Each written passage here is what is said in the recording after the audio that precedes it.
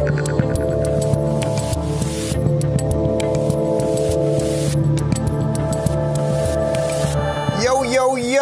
I'm Dave Rubin. This is the Rubin Report Direct Message. It's November 24th, 2021. It's one day before Thanksgiving. I'm in a good mood. I've got a whole bunch of people in the kitchen just feet away from me cooking up a storm. It smells good, and I'm excited to have a couple days off and relax with friends and family and food, and I hope you will do that exact same thing, and I hope, it is my hope for you, that you will not read any ridiculous think pieces, usually written by leftist lunatics, about how to deal with your crazy uncle or whether you should have your family members injected in the garage before they come in the house or anything like that. Have the holiday on your terms. Enjoy your food. Enjoy your family. Enjoy your friends. Enjoy your wine. Enjoy your turkey. Enjoy your stuffing, etc., etc. Anyway, more about that at the end. We got a big show for you today. I'm feeling good about these stories. You know this Jen Psaki lady? She's the chief White House liar. She's back. You know, she stepped away for about 2 weeks because she had COVID, even though she was vaccinated. So make of that what you will. And she was asked by Peter Doocy over at Fox News. She was asked during the White House press briefing yesterday whether Joe Biden owes Kyle Rittenhouse an apology because old Joe did call Kyle a white supremacist with no evidence. And Psaki punted. She did not answer the question in any sort of an honest way. And then, using the latest and greatest technology on the internet, I had Connor over here clip together some things that Psaki was saying, juxtaposed, you know that's one of my favorite words, with things that the Orange Man used to say. And we shall find out who is the real liar. That's story number one. Story number two, speaking of Orange Man, he was on Sean Hannity last night, and Trump did a big interview. You know, he usually does these phoners. Once in a while, he'll go in person. This one he actually did on video, so they were not in the room together, but he was on with Sean Hannity, and he went on a tear about the mainstream media, and I thought it was pretty solid, so I wanted to show that to you guys. And then finally, our third story from the mental institution known as MSNBC with their 87 boxes of pundits who all think the exact same thing. They are starting to realize, it's quite extraordinary, they are starting to realize that Democrat policies, that progressive policies actually destroy cities because suddenly they're realizing that all the cities that they live in are crumbling and that they're not arresting people and crime is running rampant. It's quite wonderful when you see that these people become self-aware. You know what I mean? It's pretty amazing. It's like a robot coming to life. It's pretty incredible. And then, of course, we'll also talk about Nancy Pelosi, who, guess what, people? She's moving to Florida. Yeah, that's right. Leftist whack job, Northern Cali, you know, just awful, really just awful. I was trying to be nice there. I had to think for a second. But she's just an awful person. She's just an awful person, Nancy Pelosi. She's going to retire in Florida, not in California, but in Florida, because she wants to avoid all the taxes and the capital gains and everything else. And she just bought a $25 million waterfront house. So it makes you wonder, first, where'd she get $25 million? She's been in Congress since 1804. Like, where did that money come from? How'd she get that rich? 25 million with an M. You know, if she's so concerned about climate change, you know, these people are always freaking out about climate change. Why would you move to the water? Much like that Barack Obama guy, Martha's Vineyard, much like that Bill Gates guy up in Seattle. Yeah, that's what they do. It's almost as if they don't believe in any of this stuff and they're using it as a way of just controlling you. Do you think that could possibly be? Anyway, I'll do this more at the end, but David Sachs, my buddy and the founder of Craft Ventures, he had a funny tweet this morning about Nancy Pelosi, basically saying that this should be a sitcom. You know, this crazy leftist congresswoman moves to Florida, and now she's around all these conservatives. And I think there's something to it. Like, maybe we should be writing a sitcom about this. Who should play Nancy Pelosi? That is my question of the day. Who should play Nancy Pelosi in this sitcom that maybe I'll produce? I'm not kidding. I actually think it's a great idea. I already sent out a couple feelers to people, so you can't steal it, you network people that are watching this show. It was Sachs' idea, and now I'm talking about it. So if you want to let us know who should play Nancy Pelosi in this wacky sitcom, maybe a Curb Your Enthusiasm style thing, not necessarily a soundtrack situation, laugh track situation, let us know. You can join the live chat right now at RubinReport.locals.com. Now let's do a show. All right, first up, Jen Psaki. Okay, you know it. She can't tell the truth. She just lies and lies and lies and lies. Well, Peter Doocy from Fox was basically like, lady, why is Joe Biden not apologizing for calling Kyle Rittenhouse a white supremacist? There's no evidence that Kyle Rittenhouse is a white supremacist. And here's Psaki. The president ever apologized to the acquitted Kenosha shooter Kyle Rittenhouse for suggesting online and on TV that he is a white supremacist? Well, let's be clear what we're talking about here. This is about a campaign video released last year that used President Trump's own words during a debate as he refused to condemn white supremacists and militia groups. And President Trump, as we know from history, and as many of you covered, didn't just refuse to condemn militia groups on the debate stage, he actively encouraged them throughout his presidency. So, what we've seen are the tragic consequences of that. When people think it's okay to take the law into their own hands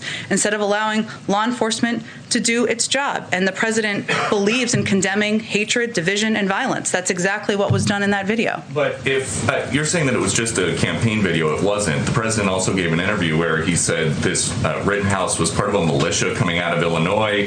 Have you ever heard this president referring to Trump say one negative thing about white supremacists? These are all things, none of this was proven in the trial.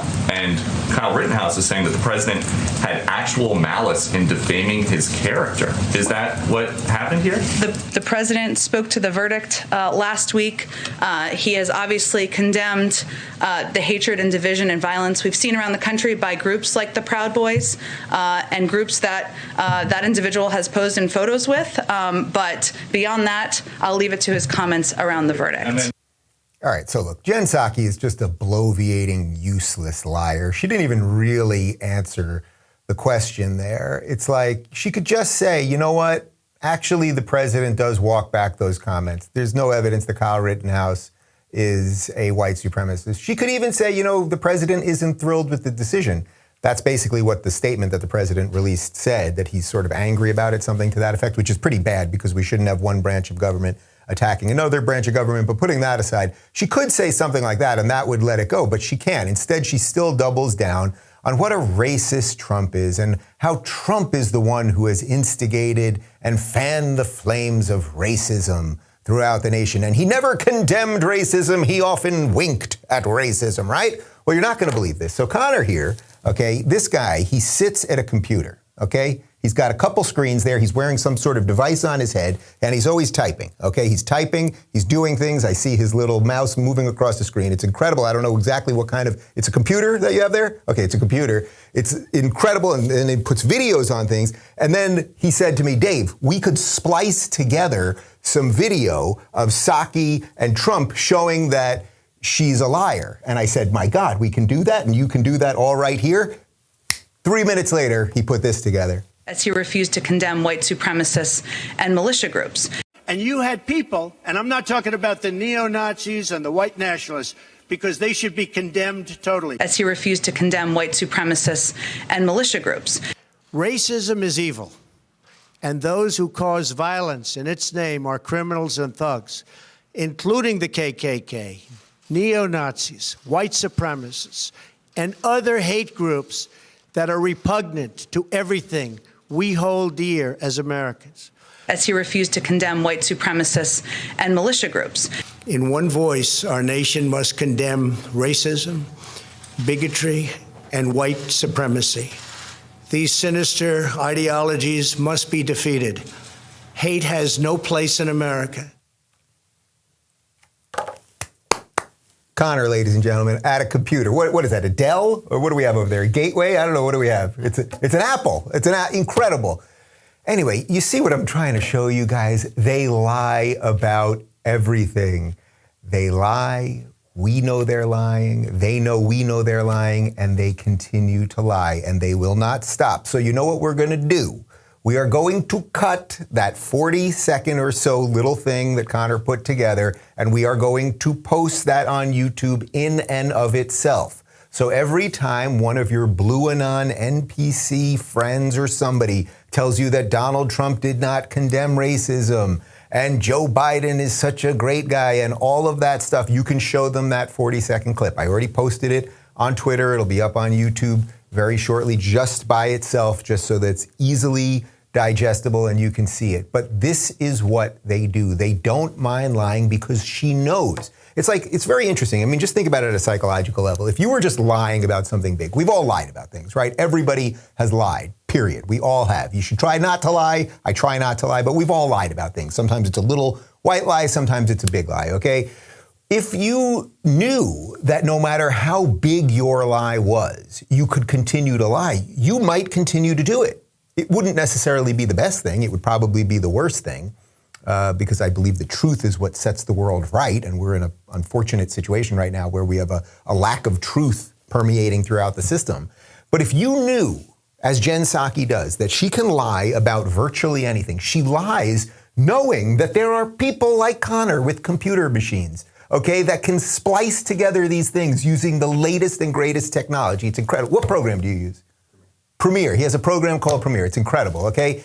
She knows that despite the fact that we can expose her, that the internet exists, and every time she lies, we can show those lies, she continues to lie.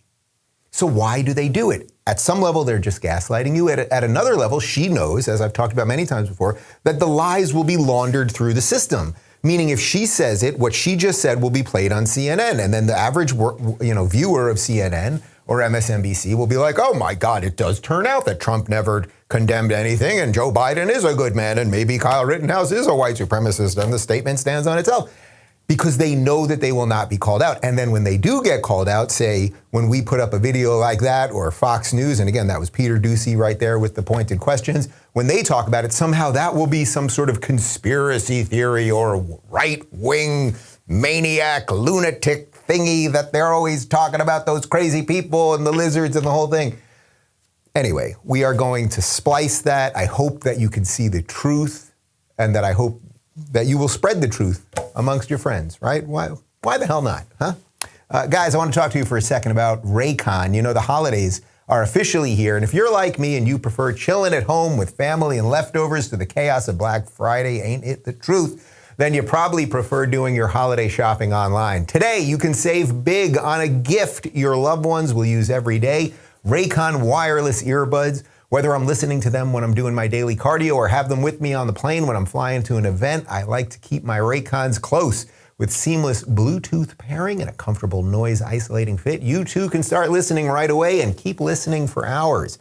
The audio quality is amazing, comparable to what you get from other premium brands, except Raycon is about half the price.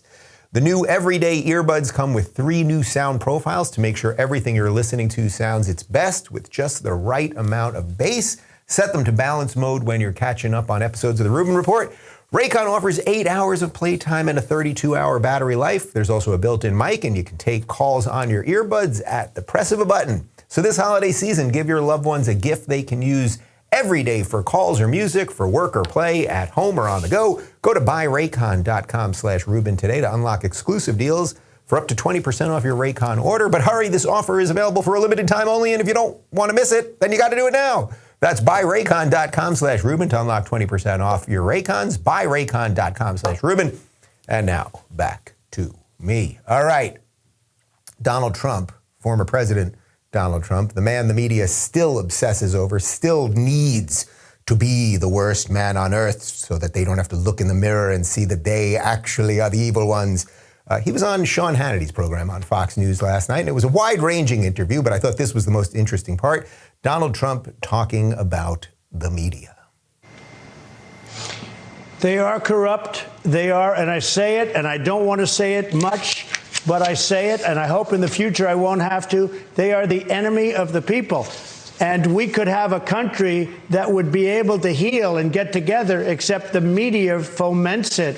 They're so corrupt. And, you know, I came up with the term fake news a long time ago. I don't know if I'll get credit for that, but that's okay. The fake news, but it's really the corrupt news. It's corrupt what they do.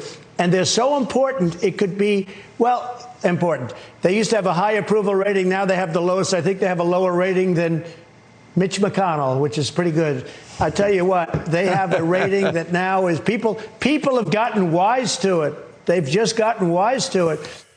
God, it will never, ever cease to amaze me that golden man with whatever is going on with his hair is more authentic than virtually every other politician in America, even today. And I put that notwithstanding a couple of the guys that you know I like Ted Cruz and Rand Paul, and obviously there's a couple others, but it's just incredible. The best part of that, of course, is that he still wants credit for the phrase fake news, which is sort of hilarious. Like, what do you want? Do you want an award? Should they hand him some sort of golden statue? You, Donald Trump, created the term fake news.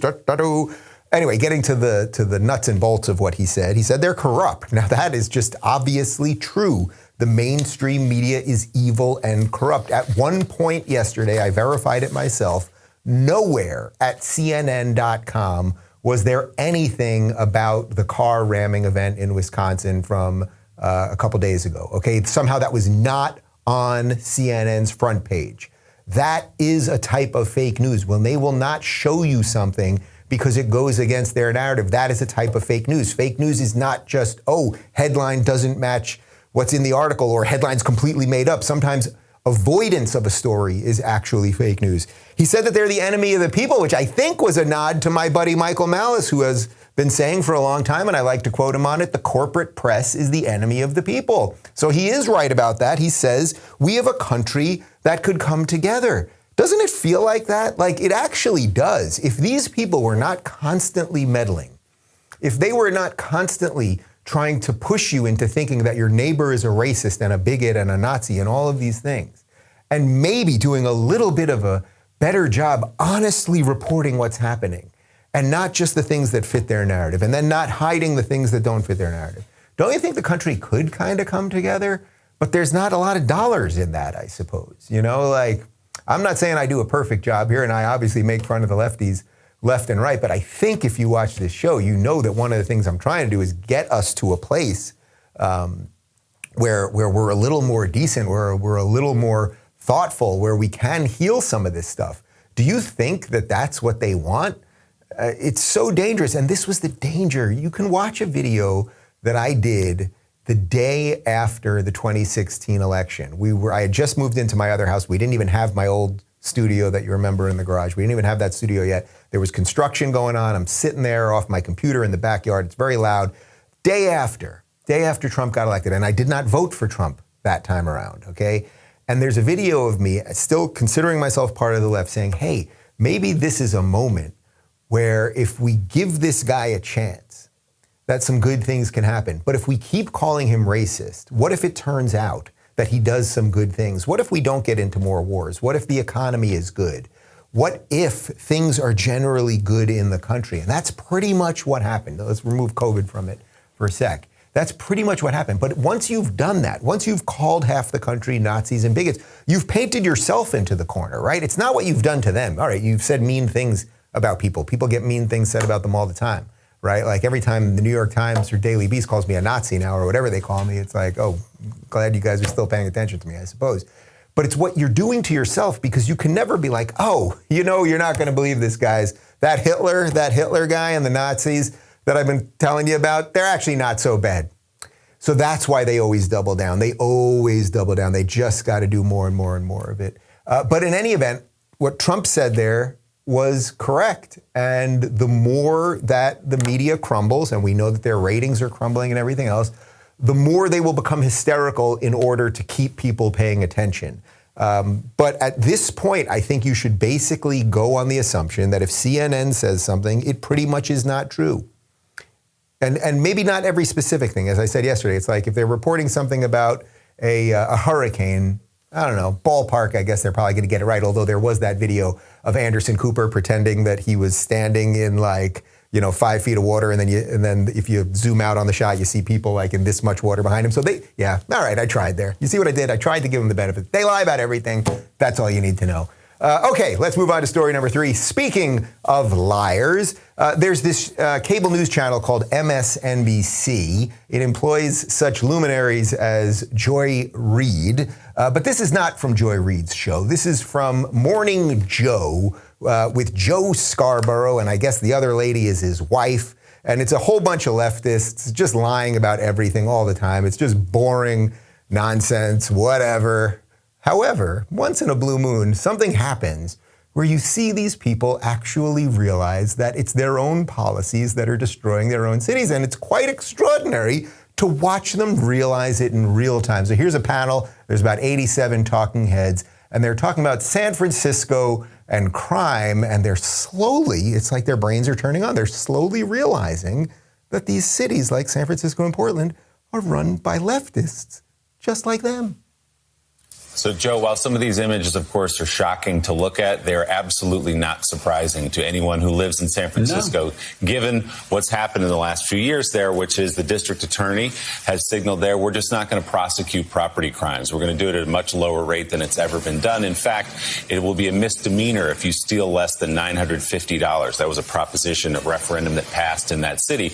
All the signals, and it's not just San Francisco, but it's what we're talking about here, are that if you want to go in and steal stuff, we're going to sit back and let it happen, or at least we're not going to prosecute you after we catch you. Well, I mean, it's in San Francisco. And by the way, I'm not sure what the mayor of San Francisco is talking about. We must stop this. I mean, it's been happening for a couple of years now. A good friend of ours went into Louboutin store to get a pair of sweats. About 10 people stormed into the store, pulled out guns, and just started piling stuff into suitcases. San Francisco is out of control. Portland is out of control. And you look, in part, you're right, Willie. I mean, laws have consequences. Mm-hmm. And I don't know who sent the memo out that, like, over the last couple of years was a dawning of the age of Aquarius, and we actually didn't have to worry about crime and punishment. But we do. We do. And when you don't, these are the consequences. I mean, just spectacular. Tell me that's not just spectacular. All of those little TV box leftists, including, although he didn't say anything in that segment, that's chief race huckster Al Sharpton, all of them suddenly realizing that it's progressives who run Portland. It's progressives who run San Francisco. It's progressives who run New York. It's progressives who run LA. It's progressives who run Seattle. And that it's the mayors and it's the DAs and all of these things. And you can sort of see it and sort of, they don't know exactly what to say. And then Joe, and my God, did you hear that, guys? Joe has a friend who went to buy Louboutin. Am I pronouncing it correctly? Louboutin? Who went to buy Louboutin sweats, which just sounded expensive. So while we were playing the clip, I asked the guys to Google it. Louboutin sweatpants cost $2,300. No conservative is spending $2,300 on sweatpants, okay? That is obviously, he's a lefty, his friends are lefties. They love money, and they love making other people feel guilty about money while they hoard money for themselves and buy $2,300 sweatpants. Poor Joe with the friend my friend couldn't get to do it. I'm literally wearing the same pair of sweatpants I've had for like 5 years right now. They're ratty and they're old, and I love them. I love them. Anyway, I don't like these people very much, in case you can't tell. Speaking of people I don't like, and related to this story of sort of the ridiculousness of leftism, what these people do, like parasites, they go to places and they destroy cities. Nancy Pelosi, who, of course, is one of the most powerful congresswomen in America. I'm fairly certain she's also an alcoholic. She just bought a $25 million house in Florida. Now, do we have an image of the house? There's the house. That's Nancy's new house. And my God, what is all that blue stuff right beyond her house? It looks sort of wet. It looks wavy. Is that water? And I thought that the water was rising and sea levels were coming. You'd have to be a psychopath to buy a $25 million house if you were a good progressive lefty who goes to climate conferences and tells people not to, drive their cars while you fly there in private jets, et cetera, et cetera. But she's a hypocrite, of course, and she's moving to Florida, where, of course, she would tell you that Ron DeSantis has mismanaged COVID, but she's going, even though she's 8,000 years old and obviously in a high-risk group because of COVID, but she knows it's all bullshit. This is what these people endlessly do. So anyway, this picture leak. Oh, and I should also address, it's like, where did this woman get $25 million? I mean, I get it. this is what politics is, right? Like you're just connected to all of these people. Her husband is super rich. What was he? He's like a finance guy or something. Yeah, so, and they're loosely somehow, isn't she like the second cousin 14 times removed from Gavin Newsom or something? Like he's a traitor or something like that. Anyway, it's like she's got $25 million for a home. This woman should not be governing over you. She's governing over you idiots in San Francisco. That's what she's actually doing. But anyway, David Sachs, my buddy from Craft Ventures, who was one of our investors in Locals from the All In podcast, he had a great tweet on this because I just think this is just so perfect. He tweeted out, "I have a pitch for a sitcom. A progressive Speaker of the House using insider trading gains retires to a rich Florida community filled with the very people she used to demonize and moralize against, including a former president and top golf pro. Hijinks ensues, too unrealistic." Then he went on to say, pilot episode. In order to add staff quarters onto her mansion, former speaker must battle Byzantine permitting process, thereby drawing the ire of local bartender and environmental leader Alexa Obisado Caballo. So my question at the beginning of the show, and we've got a whole bunch of answers from the Locals community at rubinreport.locals.com, is who should play Nancy Pelosi in this sitcom? I'm not kidding. I think I might get in on this and help produce this sitcom. Maybe we do it as like a weekly old school, like Golden Girls style half-hour sitcom. I know that's not exactly what people are watching these days, but like maybe we could do like a kind of throwback thing, or it should be like Curb Your Enthusiasm or something. Before I get to some of your answers, though, I want to show you some of the other houses of some of these rich people because they're very concerned about rising seawater. Right? And it's coming, you're going to drown, you're going to be sitting in your hot tub drinking your champagne and the water's going to get you. Here's Barack Obama's house. Oh, yeah, there we go. There's Barack. He moved to Martha's Vineyard. I think that's about a $12 million house right off all of that blue stuff. The water, and you can see it could just flow over and it could, just take Michelle out to sea. But I guess Barack doesn't care about that. And then there's that Bill Gates guy who's very excited to inject all of your children with experimental drugs. Well, here's his house up in Seattle. How much is that house? It was something like $70 million or something like that. Yeah, it doesn't even matter. But Bill, why would you have a dock there, man? I mean, that dock could overflow with water and be pushed onto your house and break the windows. Oh, hypocrisy, you know no bounds, do you? So anyway, I want to know a couple actresses that could play Nancy Pelosi. My guess, the first one that popped to mind to me is Kirstie Alley. Kirstie Alley from Cheers. She's a little older from the Cheers days. I think if they put her up in some makeup and it was like a really over the top, and Kirstie Alley's a conservative, so it would just be perfect. Talway from the Locals community says the only real answer to who can play Nancy Pelosi in a sitcom is Joy Behar. They share similar looks, similar age, similar mentality. It wouldn't be a stretch for her to get into character. That is very, very true. They actually do kind of, Joy looks like a slightly heavier version of Nancy Pelosi, I suppose. But yeah, like it works. But she wouldn't take the gig. That's the problem. We need a conservative because none of these people are joyless and have no sense of humor.